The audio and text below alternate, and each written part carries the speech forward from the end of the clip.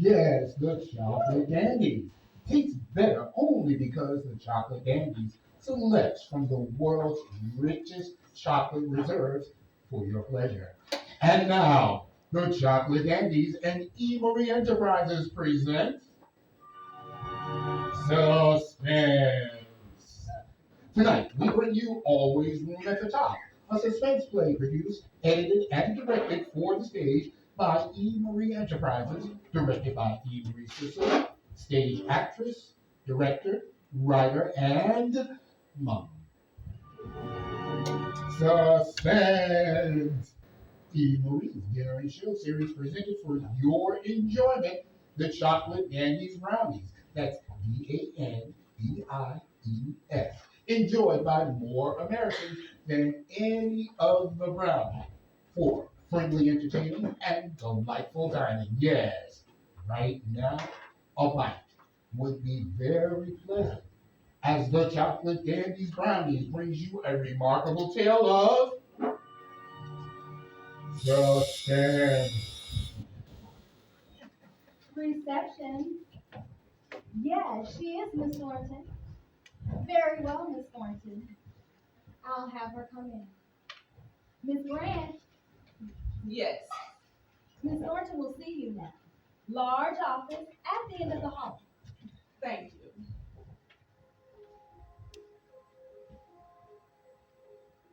Jean Thornton was a tall, square-shouldered knock with high cheekbones and a good figure. I hadn't been in her office 5 minutes before I knew she was afraid of something. Her boss, the responsibilities of her job, something. I mean, she was art director of William J. Fairley Company, one of the best art advertising agencies in town. She had everything I wanted, professionally and a couple of other ways. And yet she was afraid. I couldn't understand it. But then, Yes, yes, these are quite good. Quite good, Miss. Grant, Helen Grant. Yes, Miss Brent, quite good. But, cigarette? Thank you. Oh, how cute. Mr. Farrow sent it to me from Mexico. Oh, really? Where else would anyone have the patience to sit and put together a musical cigarette case? But as I was saying, what was I saying? Oh, yes. I like the layouts, Miss Brent. They're quite good, but I don't quite see how we can use you just now. You said that before we started. Yes, so I did. Well, if we have an opening, we will get Look, Miss Thornton, I don't need the job, okay? I'm not one of those desperate people that come in here to cry on your shoulder.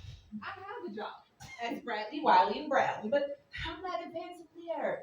And in a firm like this, where people have imagination, you have a chance. And that's all I want. chance. So do a lot of other people, Miss Branch. Well, I'm not a lot of other people, Miss Thornton. I have ability, and you know it. Commercial ability. Now, I think I could be professional as well as Yes. Well, if we have an opening, we will get in contact with you. you'll get in contact, you'll get in touch. I know what that means. I've been given the brush off by experts. That will be all, Miss Branch. Look, I am sick of being brushed off. I've got ability, and you know it. As much as you have, maybe even more. I can show you. Miss Branch, Yes. will you leave my office or shall I have you thrown out? All right, Miss Thornton. Good day. Now, of course, this will be the last time I laid eyes on Jean Thornton. Or so I thought. I decided to go back to my office and work most of the night, catching up with my own stuff and doing a little extra that I was peddling around town. I was standing on the sidewalk kidding with the night elevator man while I waited for a cab. And looking up at the tower against that early morning sky, that dark tower, 36 floors above the street and 3 blocks up the avenue, where the William J. Farrell Agency had their offices, and where I had given my right arm to be working. You're gonna miss all your beauty sleep there, Miss Grant. Oh, gosh. Charlie, now who says I need beauty sleep?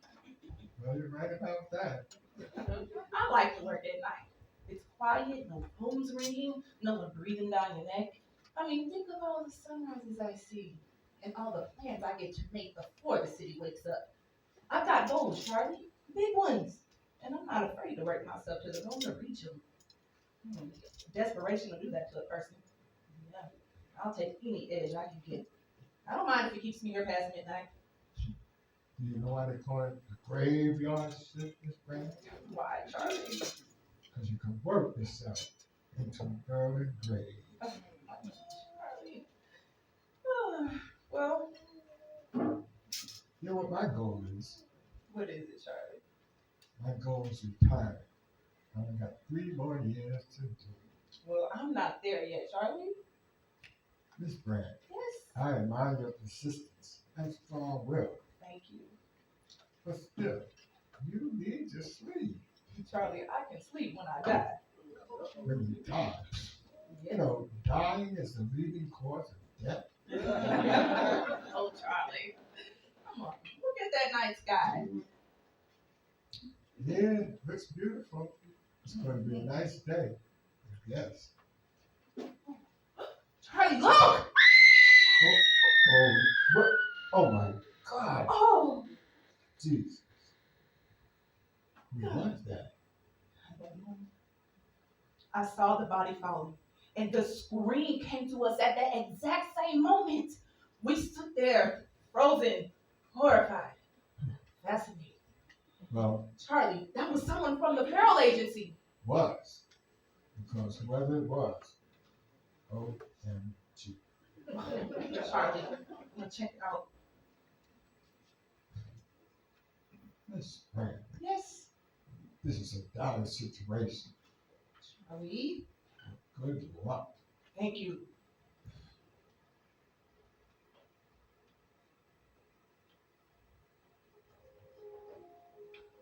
By the time I got there, a patrol car had appeared out of nowhere, the way they will in this town. And the usual crowd of early birds and night owls just standing around gawking, they were trying to cover it up with a blanket. All right, stand back.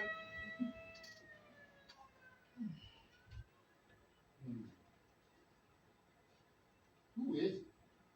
Well, you couldn't tell anyway. Let's let the medics do their job. Okay. Let's see. A woman. Did you see her fall? I heard it. I couldn't get that sound out of my head. It was such a terrible sound. Yeah, definitely a woman. Looks like one of those fancy execs from upstairs. I wanted to look, but I couldn't. The cop was picking up stuff that had rolled out of her handbag into the street, going through it methodically, opening things up. And then I heard it, and I didn't have to look. I knew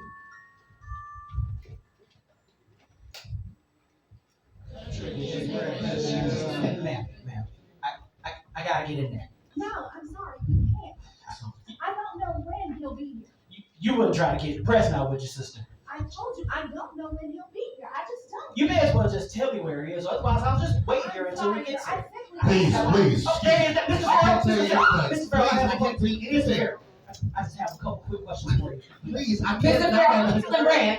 Mr. I Farrell, can't, no, not right now. All of you, get out of here, please. Mr. Farrell. Please, get out.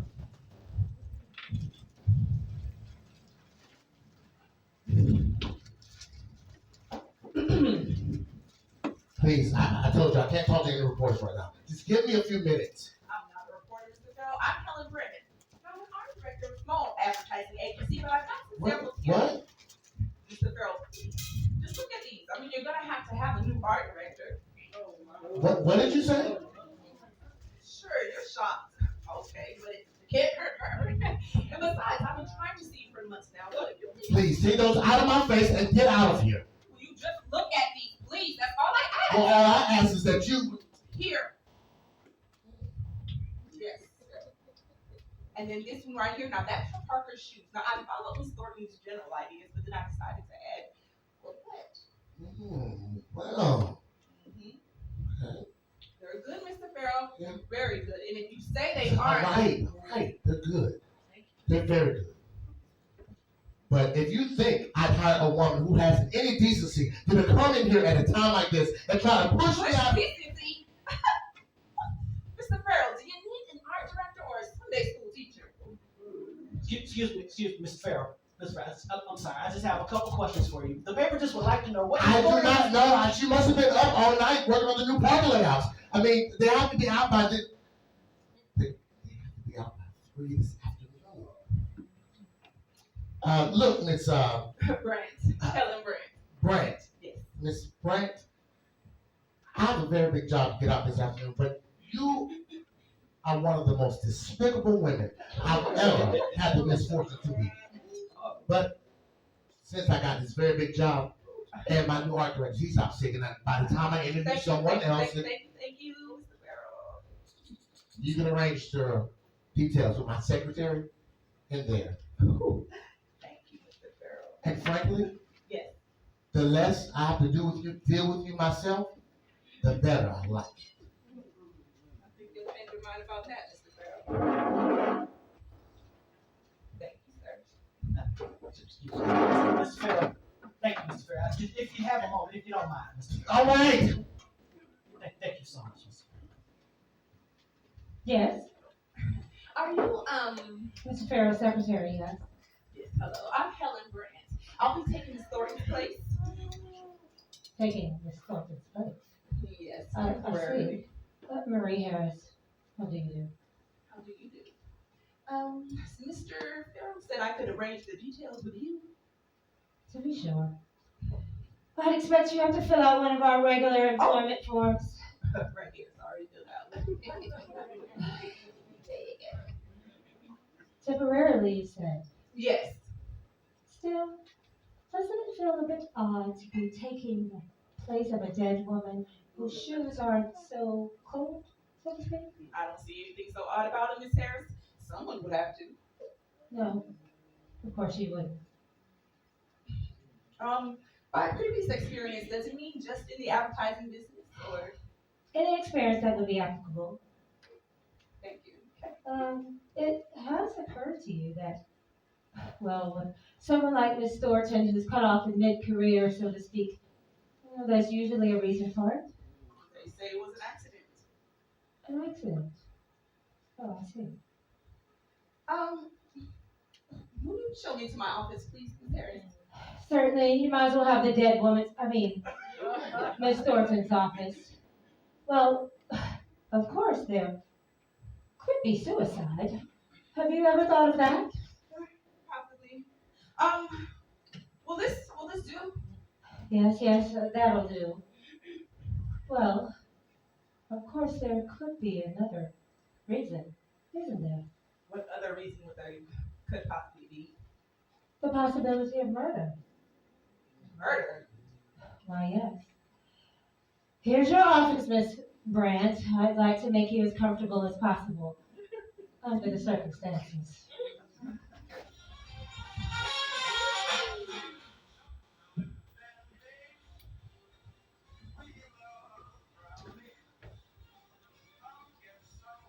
That's why the Chocolate Dandies are proud to present this stage mystery, always room at the top, one night, one dinner, and one killer performance. Plus one unforgettable dessert. Because at the top it's sweet and baby, it's always chocolate. Visit eMarieENT.com for future performances if you dare. And follow at eMarie Enterprises on Facebook, Instagram, and TikTok. We'll be waiting for you with a brownie and a secret. Mm, dangerously delicious.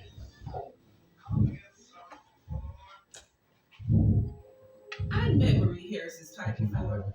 Jealous of her authority as the boss's secretary, resentful of every newcomer, and determined to make them uncomfortable. So it was only natural for her to resent someone like myself, a total stranger, who walked into the job of art director for one of the best advertising agencies in town, the William J. Farrell Agency. And even though Mr. Farrell had said temporary, I knew I had the job. I knew it before the first campaign was over. I was in. And then, one night, the first of those funny little things began to happen. I was just taking off my hat and coat when I saw it there on the desk. A picture. A big framed picture of the dead girl, Jean Thornton. And written across the face of it, it said, "Bill, darling, to the swellest guy and the swellest boss any girl ever had." Admiring your predecessor, Miss Brent? Where did this come from? I'm sure I haven't the faintest idea. It wasn't there when I left last night. Someone put it there. Possibly some well-wisher, some sincere well-wisher. Maybe as a sort of warning. What? What are you driving at? Miss Thornton and Mr. Farrell were quite close. You know, at one time they were. What does that have to do with me? Well, you do know what happened to Miss Thornton, don't you? Look, Marie, are you hinting that at the fact that me female art directors have a habit of falling for the boss and then falling out the window? I am not hinting at anything, Miss Brent. You asked me for a possible explanation about how the picture got there. Now I've given you one. Doubtless, it is far-fetched. At least so it may be to you. It's crazy. Yes, of course. Is that all, Miss Brent? Look, Marie, let's cut out the formalities. Let's let down our hair. Now, is there anything around here that I ought to know? I'm sure I haven't the faintest idea, Miss Brent. I mean, you've been kind of hinting at, the girl who used to have my job is dead. Okay. Is that plain enough for you? Is there anything around here that you know that I don't? Quite clear. All I say is that I haven't hinted at anything. I have perhaps engaged in idle speculation of things better left as they were. That's all. And Mr. Farrell wouldn't happen to be a part of any of this? Mr. Farrell is apt to strong enthusiasms, and those enthusiasms could be carried to extreme.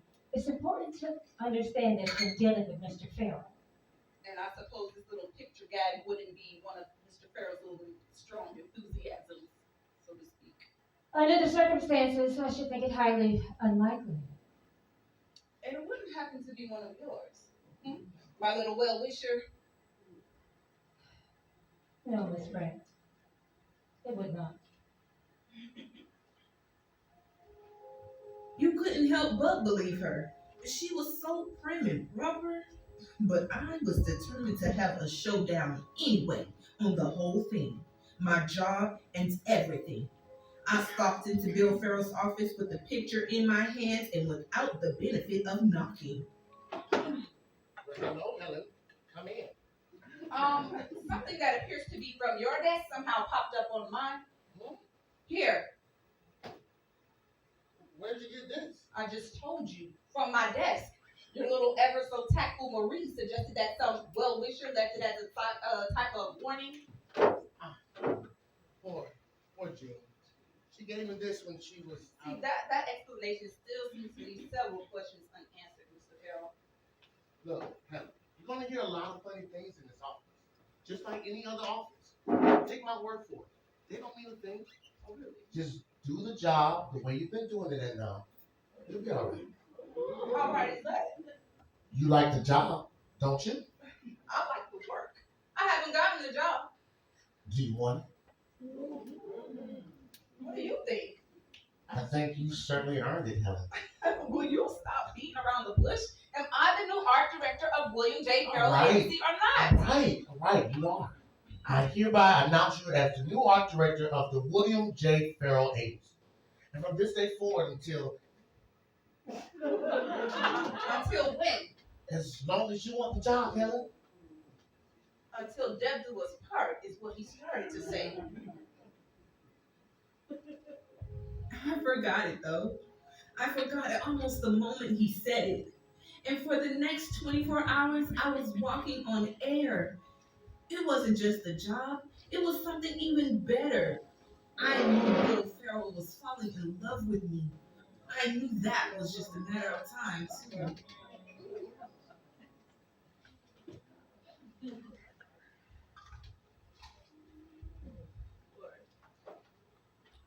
Good morning, Marie. Is Mr. Farrell in? Not yet, Miss Brent. Will you please not be so formal with me? I mean, everyone calls everyone else around here by their first names except you. I'm used to more conventional things than most, Miss Brent. Okay. Well, when he comes in, can you please let us know? I want to see him. Of course, Miss Brent. Thank you. Hello, Bill, darling. Do you hear it? Yes, it's that silly little thing you sent me from Mexico. I got it just this morning, darling. And so I wanted to tell you how sweet it was. And thank you this way for this beautiful. God. Marie! Marie! Marie! Yes, Miss Brent. I heard her, Marie. I heard her voice. Whose voice, Miss Brent? Jean Thornton's. Oh my, you've been working really hard. Why don't you have a seat and I'll get you some water? No, I heard it right here in this room. In this room? Yes, it was her. I knew it was because the last time I heard it, it was down there. They were picking up her things. But there's no one here now, Miss Brent. No one but you and I. I know that, but I heard it. Well, was this voice, was this voice speaking to you? No, not to me. To Bill, to Mr. Farrell. Something personal. Oh yes, I dare say. Miss Brent, Yes. have you ever looked over here? I mean, why not especially, no? Yes, a perfectly logical explanation. Yes, here, Oh, a dictograph. okay. It used to belong to Miss Thornton. They say it saved him $40,000 a year in stenographic fees. Yes, this is probably what turned it on. What turned it off, Marie? I'm sure I don't know. But here's the switch. Here. Hello, Bill, darling. Do you hear it? Yes, it's that silly little thing you sent me from Mexico. Okay. Turn it off. Yes, Miss Brent. Turn it off. Yes. Okay, please just get it out of here. Get it out. Yes, Miss Brent. Is there any particular place you'd like for me to pick it? I don't care what you do with it, Marie. Throw it out the. What was that, Miss Brent? Nothing. Just get it out and leave me alone, please. It's silly. I know that. It could have happened that way. It must have, just as Marie said. But all that time in the back of my mind was a lurking horror. A nameless thing that I felt hanging over that office. And over me. Something about a girl who was dead. A girl who had plunged to her death from the same dark tower. that was now my dark tower, plunged screaming to her death only a few short weeks ago.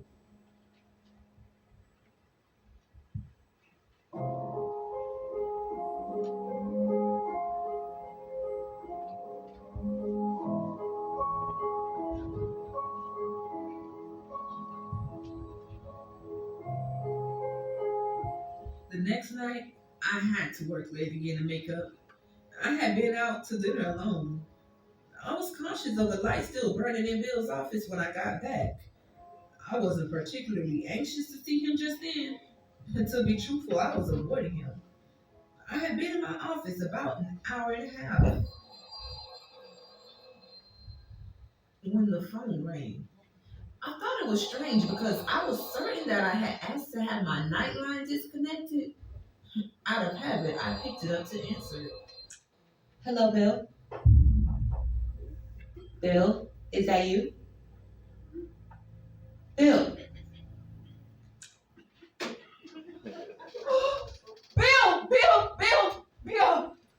What is it, Helen? What happened? I heard her, Bill. I heard her. Hurt who? Jean Thornton. Jean? Yes, on the phone. It couldn't have been. It was her. I heard it. I swear. Helen, listen to me. Yes, it was her. Cause that music box, that cigarette case. Helen, look at me. Yes. You do know I love you, No. right? Yes, but I'm afraid. Afraid? There's nothing to be afraid of. No, not that. I'm afraid because now I know that you're afraid. I am? Yes, you are, aren't you? Helen, I just, Bill, tell me now, please. I'm in a jam. A bad jam. An awful bad jam. Yes, it must be. But it's nothing that you have to worry about. It's nothing that won't work itself out. It's nothing that I'll let affect us, ever. Bill, baby, if it affects you, it does affect us. Just, you have to trust me just a little bit longer. I do. I trust you. I do, but it's about Jean. Yes. It's about Jean. Yes, it's about Jean. She didn't just fall. Helen, it was terrible. A terrible thing. It was about as terrible as it can be. But just know there's nothing to be afraid of. Just go home and try to forget all about it. How can I try to forget all about it? You can try, can't you? Just, I have some work to finish up here, and then Okay. I'll call you so we can start making our plans, okay?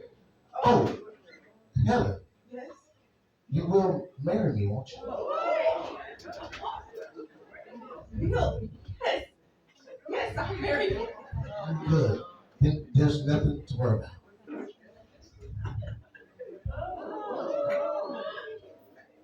Good night now, my dears.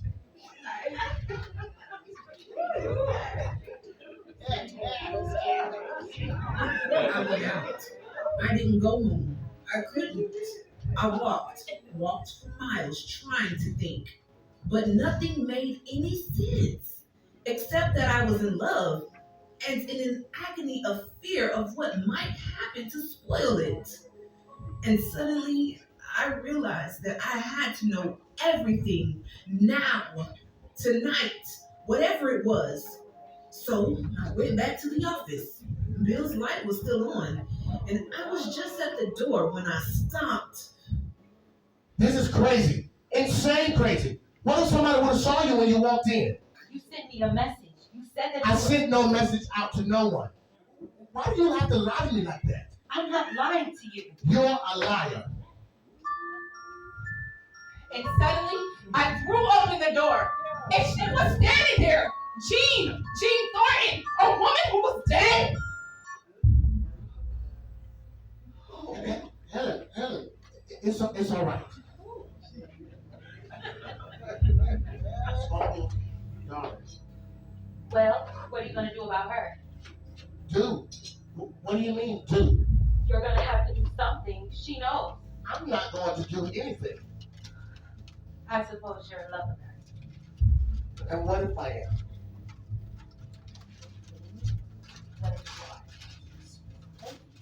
When I came to, I was lying on the couch in Bill's office. At first, it seemed perfectly natural, lying there and Bill sitting beside me, holding my hands, and her there, Jean, standing over by the desk, talking to him. Because it makes a difference, my sweeties, to me. Bill? Helen, Bill! it's all right. But I saw her. She was lying in the street. That's what you were supposed to think. Then who was that? It's just a girl. Oh, you might as well tell her. At least then she'll be in it as deep as the rest of us. Jane, please. Your boyfriend there been dipping into the till. About $250,000 worth of my money, the client's money, the insurance, what the company insured me for, was just about enough to cover it. Like a fool, I agreed to it. You suggested it. I thought he was in love with me then. But there was a girl. A girl from the office. No friends, no family. I fired her that morning, then got her to come up here that night. Another chance. Modeling, I said, with my clothes. But the cigarette case. I dug up another one. I knew people would remember that. Oh, Bill. I told you that it was bad. Look, I don't care about that. As long as you can be together, I think that's all. I think you better let me take charge of things now, Mr. Farrell. Marie, Don't move. I am quite prepared to shoot if I have to. this is crazy, Marie. Is it? I want quite a lot, Mr. Farrell. And how do you expect to get it? There's 3 of us. Your word against us. You forget, Miss Thornton, that you are legally dead. And for the rest of you, you remember, Miss Brandt, that I said we use a dictograph for practically everything in this office? So it was you then. Yes. I tried to warn you. I really did. I'm truly sorry, Miss Brandt. Listen. Oh, you might as well tell her. At least then she'll be in it as deep as the rest of us. Jane, please. Your boyfriend there, they dipping into the till. About $250,000 worth of the client's money, my insurance. There's more, but I'm sure that will suffice. Now you and I, Miss Thornton, I think you and I should have a little talk. Alone. Marie, what do you want us to do? Stay here in this office. I'll be back. It won't take long. I'm sure you know that there is no other way out, except down.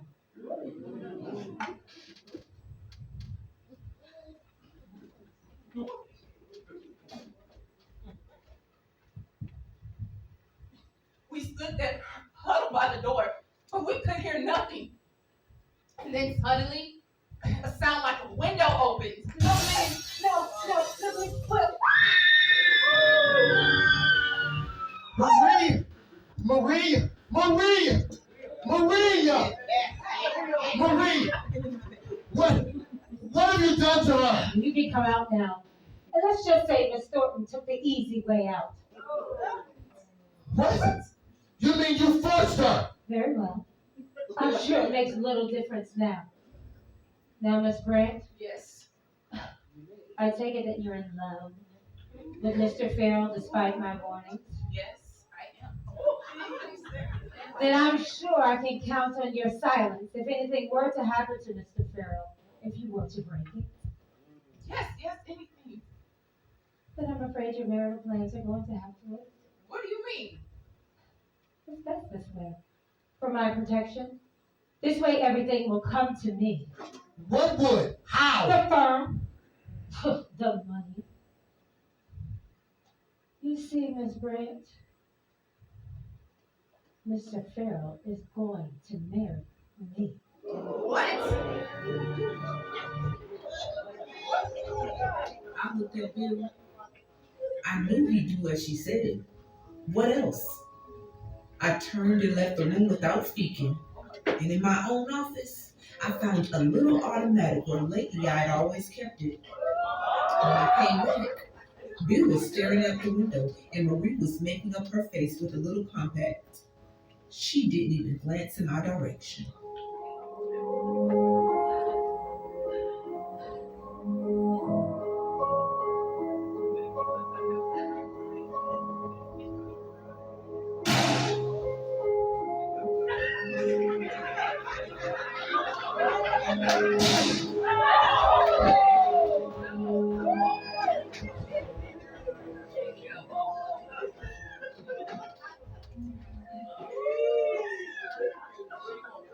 I'm waiting for the police to arrive.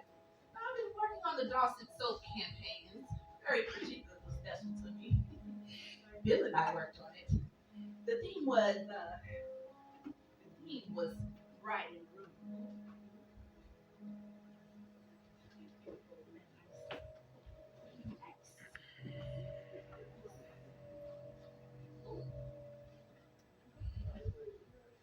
Yeah, I told her, didn't I?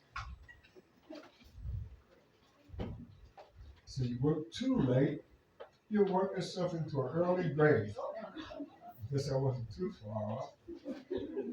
Helen Brand had drive, burning hot as a fire, ambition, enough to light up the city streets. But when you mix ambition with desperation, it can turn you into something you wouldn't even recognize when you look into the mirror. Trouble is, there's always one at the top. It promises you everything you ever wanted. Shiny. But the reality is, whether or not we know it, that same drive can turn you into somebody terrible. As there's always room at the top. But the thing is, you have to be desperate and willing to do something terrible.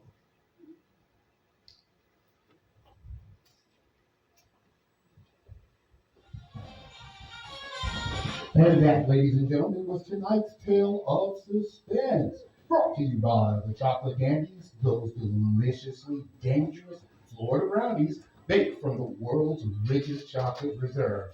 Perfect for any occasion, whether you're climbing the ladder of success or just looking for something sweet at the end of the day.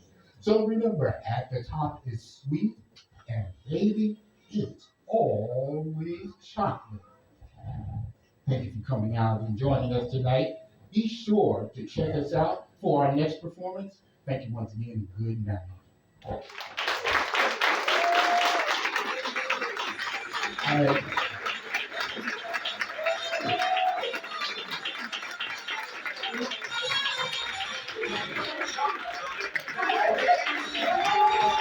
We love brownie. Come get some for your own.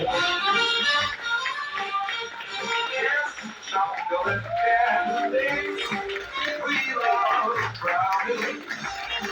Your children will eat them whole. Some say the brownie is hard to find. Brownie is just outside mine. Come to Chocolate Dandy to get me Chocolate Dandy, we love brownies. Come get some for your own. Yeah, we love brownies, you'll be satisfied.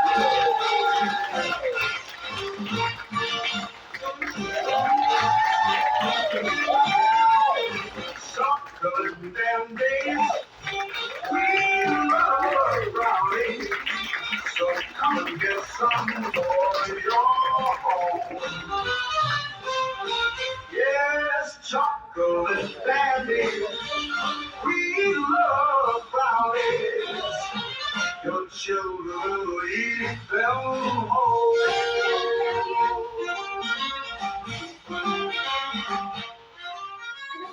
Thank you for coming out. I am Eve Marie Sissel, And this is our large-scale production of the year. And we will have more performances, so please stay tuned. I hope you enjoyed tonight. You took pictures or video. You may share them, and you can tell everyone about it. But it's really great to see your faces. We have a full house, and I hope to see you again in our next performance. Thank you. Brian. Brian. Oh, can you come up for a moment? I'd like to introduce our chef for this evening, Mr. Brian. Brian, did you want to say anything? Thank you for dining and doing the theater with us tonight. I hope you all enjoyed it, and I appreciate everyone and Miss E. Marie for your support of my business. And if you would like my information, I can share my contact card with you all as you walk out. I'll be right here in the back.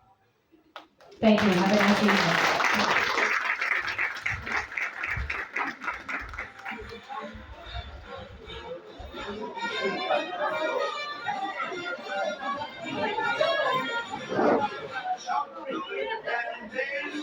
And then we are